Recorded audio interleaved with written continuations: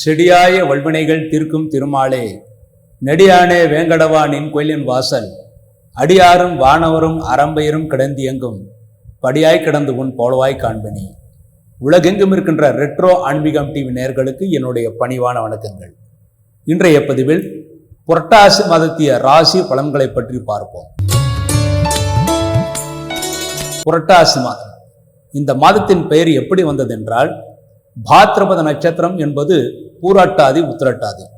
இந்த இரண்டு நட்சத்திரங்கள் பௌர்ணமி சேர்ந்து வருவதனால் இந்த மாதத்திற்கு பாத்ரபத மாதம், அந்த பாத்ரபத மாதம் என்பது மருவிதான் புரட்டாசி மாதம் என்று வந்தது.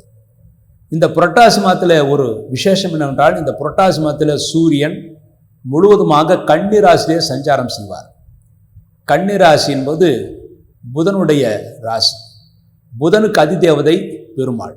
ஆகவே பெருமாளுக்கு மிக மிக உகந்த மாதமாக இந்த மாதம் போற்றப்படுகிறது.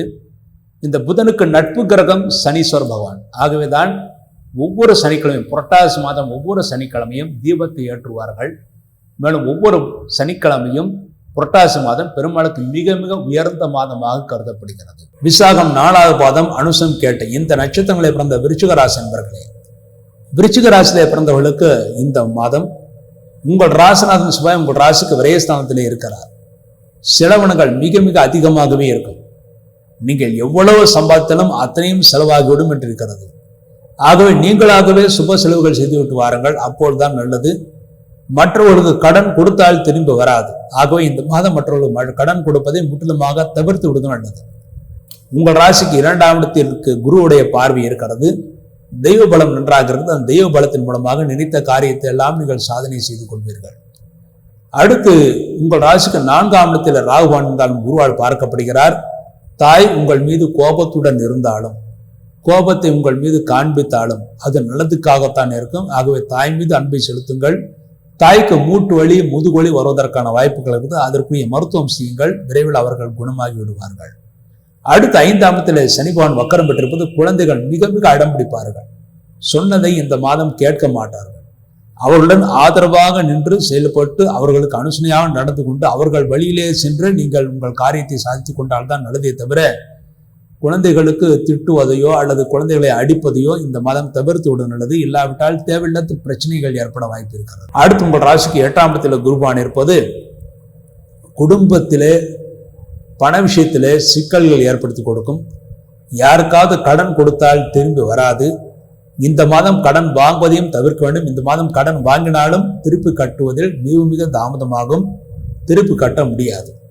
மேலும் இந்த மாதம் நீங்கள் எந்த முடிவு எடுத்தாலும், முக்கிய முடிவுகள் எதுவாக இருந்தாலும் எடுத்தால் சிறு சங்கடங்களை ஏற்படுத்தி கொடுக்கும். முக்கிய முடிவுகள் எடுப்பதை இந்த மாதம் தவிர்ப்பது நல்லது.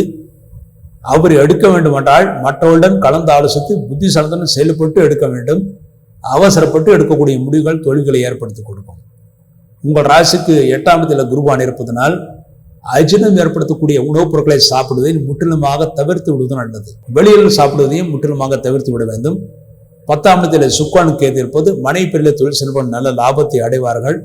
உங்கள் பேரில் தொழில் செய்பவர்கள் சிறிது விரயத்தை அடைவார்கள். மனை பேரில் தொழில் செய்பவர்கள் லாபத்தை அடைவார்கள். லாபஸ்தானத்தில் சூரியன் புதன் இருப்பது நீங்கள் எந்த தொழில் செயல்படாக இருந்தாலும் அதில் ஓரளவு லாபத்தை ஏற்படுத்தி கொடுக்கும். ஆனால் இருக்கின்ற லாபத்தை வைத்து வீட்டிற்கு தேவையான பொருட்களை வாங்கி கொள்ளுங்கள். இருக்கின்ற லாபத்தை வைத்து மற்றவர்களுக்கு தான தர்மங்கள் கொடுக்கக்கூடாது. மற்றவர்களுக்கு கடனாக கொடுக்கக்கூடாது. அவ்வாறு கொடுத்தால் அது திரும்பி வருவதில் தாமதமாகும். கொடுத்தால் பணம் திரும்பி வராது.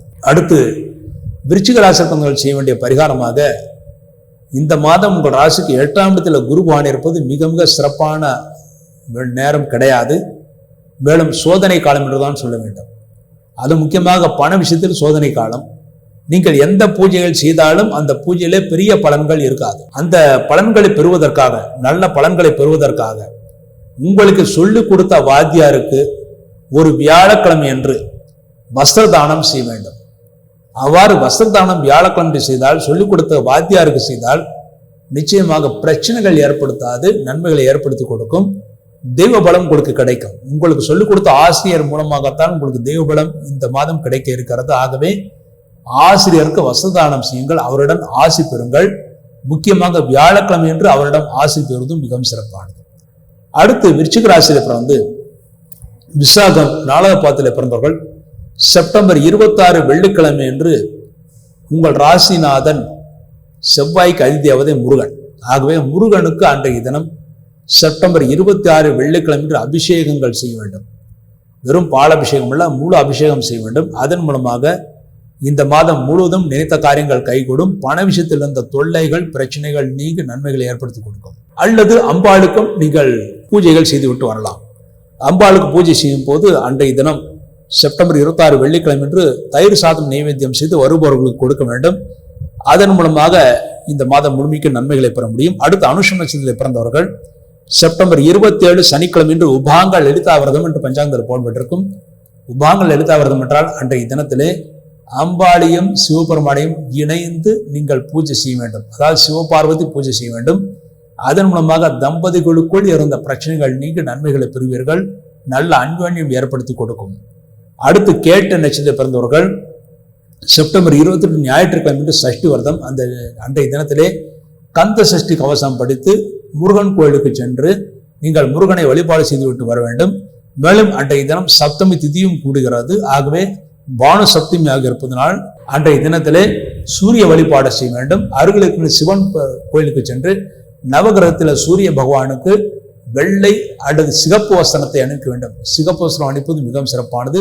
சிகப்பு வசனத்தை அணிவித்து நீங்கள் சிகப்பு புஷ்பங்களால் அர்ச்சனை செய்து, அதாவது அரளி புஷ்பங்களால் அர்ச்சனை செய்து ஒரு தீபம் நெய் தீபம் வைத்து விட்டு வர வேண்டும். அதன் மூலமாக நினைத்த காரியங்கள் கைகூடும். மேலும் அன்றைய தினம் குலதெய்வ பூஜை செய்வதற்கு மிக ஏற்ற தினமாக இருக்கிறது. கேட்டிலே பிறந்தவர்கள் செப்டம்பர் 28 ஞாயிற்றுக்கிழமை என்று குலதெய்வ பூஜை செய்தால் குலதெய்வ அருள் முழுமையாக கிடைத்து இந்த மாதம் அல்ல அடுத்த மாதம் முழுமைக்கும் கூட நீங்கள் நன்மைகளை பெற முடியும். இந்த மாதமே நீங்கள் மிக முக்கியமாக கடைபிடிக்க வேண்டியது என்னவென்றால் மற்றவர்களுக்கு கடன் கொடுக்கக்கூடாது. பண விஷயத்தில் மிகுந்த அக்கறை தேவை. பண விஷயத்தில் அக்கறை இல்லாமல் நீங்கள் செயல்பட்டால் தேவையற்ற பிரச்சனைகள் உருவாகும். மேலும் அனைத்து பணங்களும், அதாவது உங்கள் கையில் இருக்கிற இருப்பு தொகை அனைத்தும் காலியாகிவிடும். மேலும் உங்களுடைய கையிருப்பை மற்றவர்களுக்கு தெரிவிப்பதையும் தவிர்ப்பது நல்லது. மேலும் லாபஸ்தானத்தில் சூரியன் புதன் இருப்பது தோஷ பரிகாரங்கள் செய்வதற்கு இந்த மாதம் ஏற்ற மாதமாக இருக்கிறது. உங்கள் ஜாதகத்தில் எந்த தோஷங்கள் இருந்தாலும் அந்த தோஷங்களுக்கான பரிகாரங்கள் செய்வதற்கு ஏற்ற மாதமாக இந்த மாதம் இருக்கிறது. உங்களுக்கு களத்து தோஷமோ புத்திர தோஷமோ செவ்வாய் தோஷமோ எதுவாக இருந்தாலும் சரி அதற்கு தோஷ பரிகாரங்கள் இந்த மாதம் செய்யலாம். உங்களுக்கு ஏற்ற நட்சத்திரத்திலே அனுகூலமான தினங்களிலே அருகில் இருக்கிற கோயில்களுக்கோ அல்லது தெய்வஸ்தலங்களுக்கோ சென்று தோஷ பரிகாரங்கள் செய்யலாம். இந்த பரிகாரங்களின் மூலமாக இந்த மாதம் முழுமைக்கும் விருச்சிக ராசி நன்மைகளை அடைந்து சந்தோஷத்தை அடைவார்கள் என்பது உறுதி. இந்த மாதத்திலே முக்கியமான விசேஷம் என்னவென்றால் இந்த மாதத்தில் மகாலய அமாவாசை வரக்கூடிய செப்டம்பர் 21 ஞாயிற்றுக்கிழமை என்பது மகாலய அமாவாசை. அதற்கு அடுத்து 9 நாட்கள் நவராத்திரி. இதே போல பல விசேஷங்கள், தெய்வ விசேஷங்கள். முதலில் பித்ருக்களுடைய முன்னோர்களுடைய விசேஷங்கள், அதன் பிறகு தெய்வத்துடைய விசேஷங்கள் வருகின்ற மாதமாக இந்த மாதம் இருக்கிறது. இந்த மாதத்தில் எந்தெந்த காரியங்கள் செய்யலாம் செய்யக்கூடாது என்று சாஸ்திரங்கள் இருக்கிறது. அதன்படி இந்த மாதத்தில் செய்யக்கூடாத காரியங்கள் என்னவென்றால் கோயில் கும்பாபிஷேகம் செய்யக்கூடாது. திருமணம் என்பது பொதுவாக செய்ய மாட்டார், தமிழ்நாட்டிலே செய்ய மாட்டார்கள். இதர ஆந்திரா கர்நாடகா போன்ற நாடுகளிலே போன்ற மாநிலங்களிலே அமாவாசைக்கு பிறகு சுப காரியங்கள் செய்வார்கள். அடுத்து சாந்தி முகூர்த்தம் இந்த மாதம் செய்ய மாட்டார்கள். உபநயனம் பொதுவாக வளர்ப்பிறையில் செய்ய வேண்டும். அதுவும் இல்லாமல் உபநயனம் உத்தராயண புண்ணிய காலத்தில் தான் செய்ய வேண்டும், உத்தராயணத்தில் தான் செய்ய வேண்டும். உத்தராயணம் என்பது தை மாதம் முதல் ஆணி மாதம் வரை இந்த மாதங்கள் தான் உபநயனம் செய்வதற்கு உத்தமமான மாதங்கள். ஆகவே உபநயனம் இந்த மாதம் செய்யக்கூடாது. வீடு சம்பந்தப்பட்ட காரியங்கள், வீடு கட்ட ஆரம்பித்தல், வாசல் கால் வைத்தல், கிரகப்பிரவேசம் செய்தல் ஆகிய காரியங்கள் இந்த மாதம் செய்யக்கூடாது.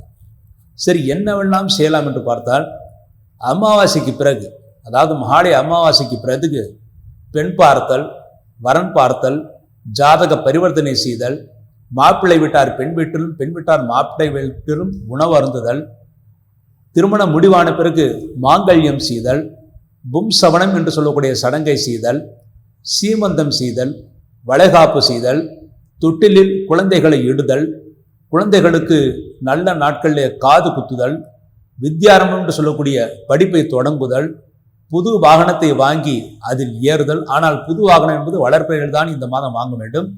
ஆக வளர்ப்பைகளே புது வாகனத்தை வாங்கி அதில் ஏறுதல், உழவு ஆரம்பித்தல், எருவிடல், விதை விதைத்தல், கதிர் அறுத்தல் போன்ற விவசாய விஷயங்கள் அனைத்தும் செய்யலாம். அடுத்து தானியங்களை களஞ்சியத்தில் வைத்தல், விவசாயத்துக்கு தேவையான மாடுகள் வாங்குதல், புது ஆபரணங்களை வாங்கி அணிந்து கொள்ளுதல். இந்த புது ஆபரணங்களை வாங்கி அணிந்து கொள்வது என்பது விஜயதசமி என்று மிக மிக உத்தமான தினமாக இருக்கிறது. ஆக புது ஆபரணங்களை வாங்கி அணிந்து கொள்ளுதல், தூரதேச பிரயாணங்கள், மேலும் காசி ராமேஸ்வரம் போன்ற இடங்களுக்கு பிரயாணம் செய்தல், கடன் தீர்ப்பல். அதாவது இந்த மாதத்திலே பிற்பகலிலே செவ்வாய்க்கிழமையும் சனிக்கிழமையும் கடன் தீர்த்தால் மீண்டும் கடன் வாங்கக்கூடிய சூழ்நிலைகள் வராது. ஆகவே கடன் தீர்த்தல், புதிதாக தொழில் தொடங்குதல் போன்ற அனைத்து நல்ல காரியங்களும் செய்யலாம். ஆக இந்த நல்ல காரியங்கள் செய்வதற்கு இந்த மாதம் எந்தெந்த நல்ல நாள் என்று பார்த்தால், புரட்டாசி 1ஆம் தேதி புதன்கிழமை என்று ஒரு நல்ல நாள். அன்றைய தினம் பூசம் நட்சத்திரம் சித்தியோகமாக இருக்கிறது. தேய்பிரையாக இருந்தாலும் அவசியமான நாட்கள் நேரங்களை அன்றைய தினம் செய்யலாம். அடுத்து வளர்ப்பறையில புரட்டாசி 8ஆம் தேதி மிக மிக உத்தமமான தினம். அன்றைய தினம் செப்டம்பர் 24 புதன்கிழமை, சித்தியோகம் சித்திரை நட்சத்திரம். அன்றைய தினம் நல்ல காரியங்கள் செய்யலாம். அடுத்து புரட்டாசி 13ஆம் தேதி செப்டம்பர் 29 திங்கட்கிழமை மூலம் நட்சத்திரம் சித்தியோகம். அன்றைய தினம் ஒரு நல்ல காரியங்களை செய்யலாம். அடுத்து புரட்டாசி 16ஆம் தேதி அக்டோபர் 2 வியாழக்கிழமை விஜயதசமி. அன்றைய தினம் எல்லா நல்ல காரியங்களும் செய்யலாம். விஜயதசமி என்று புதிதாக தொழில் தொடங்குதல் முதற்கொண்டு எல்லா நல்ல காரியங்களும் செய்யலாம். படிப்பை தொடங்குவதற்கும் மிக மிக உத்தமமான தினம். அன்றைய தினம் உத்திராட நட்சத்திரம், திருவோணம் நட்சத்திரம் இரண்டும் அற்புதமான நட்சத்திரங்கள் அன்றைய தினம் சேர்க்கிறது. அதுவும் திருவோணம் என்பது படிப்பை தொடங்குவதற்கு மிக மிக உத்தமமான நட்சத்திரம். ஆக விஜயதசமி அக்டோபர் 2ஆம் தேதி காந்தி ஜெயந்தி என்று எல்லா நல்ல காரியங்களும் செய்யலாம். அடுத்து புரட்டாசி 20 அக்டோபர் 6 உத்திரட்டாதி நட்சத்திரம். அன்றைய தினம் சித்தியோகம். அன்றைய தினம் சுப காரியங்களை செய்யலாம். ஆக இந்த நாட்களில் நீங்கள் செய்யக்கூடிய அனைத்து காரியங்களும் வெற்றியும் முன்னேற்றத்தையும் சந்தோஷத்தையும் ஏற்படுத்தி கொடுக்கும் என்பது உறுதி.